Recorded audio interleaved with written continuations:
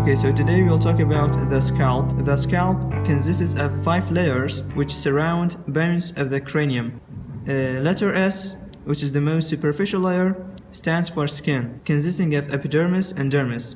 Epidermis being 5% and dermis being 95% of the skin. Below that, we've got C, which is connective tissue. The connective tissue consists mostly of fat, or basically adipose tissue, and the hair follicles in the scalp come down until level of the connective tissue. So because we don't see any hair follicles here, it means that the connective tissue has also been removed. So below the connective tissue, we've got A, which stands for aponeurosis. So basically this layer of the scalp which we see here is the aponeurosis, which has got a specific name, Gallia aponeurotica.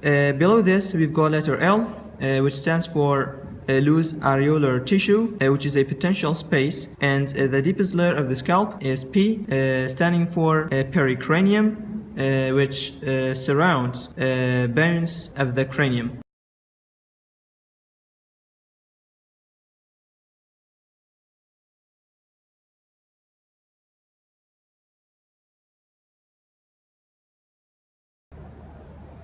Now we'll talk about nerve supply and blood supply of the scalp. So on each side we've got 6 nerves and 6 vessels supplying the scalp, and we'll now talk about the nervous and blood supply of the scalp on the left side. So beginning from medial, we've got the supratrochlear nerve.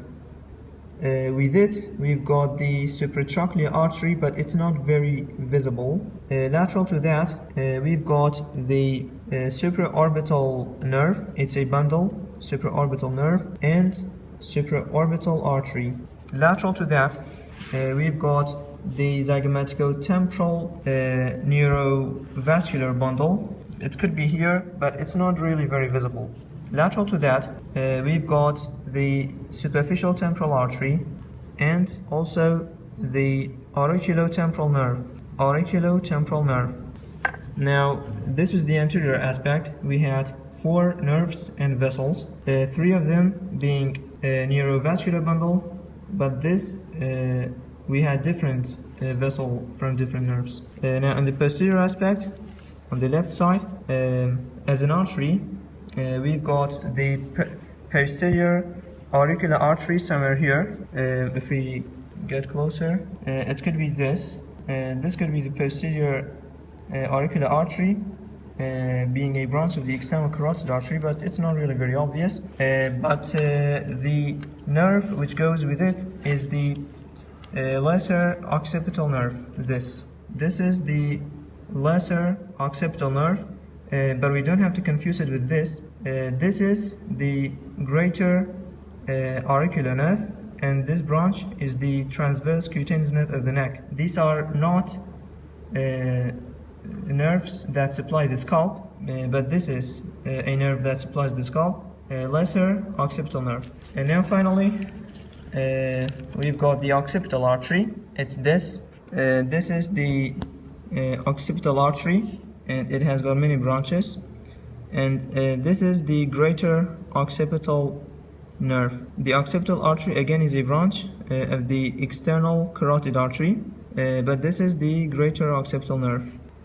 Now talking about the nervous and blood supply of the scalp on the right side, we've got the supratrochlear, supraorbital and zygomaticotemporal neurovascular bundles, but they're not visible on the right side. But lateral to that, we've got the superficial temporal artery and the auriculotemporal nerve. If you get closer, this is the superficial temporal artery, and this is the auriculotemporal nerve. And by the way, this is the parotid gland and parotid ducts. Okay. Now this was for the anterior aspect, and for the posterior aspect again, somewhere here we've got the posterior auricular artery, and with it we've got the lesser occipital nerve, which is this. Okay, this is the lesser occipital nerve, and finally we've got the occipital artery. This is the occipital artery, occipital artery, and with it we've got the greater occipital nerve. This is the greater occipital nerve.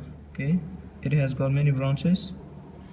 Now talking about the nervous and blood supply of the scalp on the left side on the plastic model. So here we've got the supratrochlear nerve, and with it we've got the supratrochlear artery. This is the supraorbital nerve and supraorbital artery passing through the supraorbital notch or foramen. Now these two arteries are branches of the ophthalmic artery, which is itself a continuation of the internal carotid artery. The supratrochlear and supraorbital nerves are branches from the frontal nerve. The frontal nerve itself is a branch of the ophthalmic division of the trigeminal nerve, which is the fifth cranial nerve, of course. And this is the infratrochlear nerve, but it's not very important for now.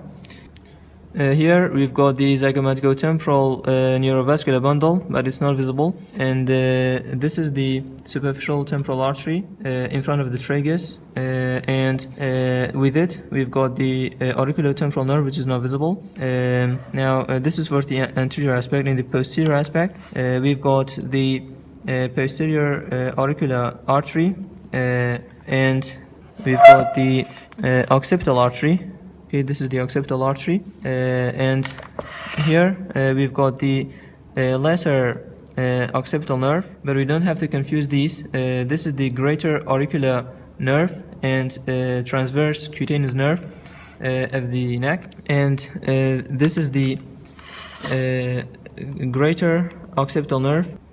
Now on the right side, this is the supratrochlear nerve with the supratrochlear artery. This is the supraorbital nerve with the supraorbital artery, and this is the zygomaticotemporal nerve, but its artery is not visible. This is the auriculotemporal nerve, if you get closer, and this is the superficial temporal artery. It has got many branches. It has got frontal and parietal branches. This was the auriculotemporal nerve.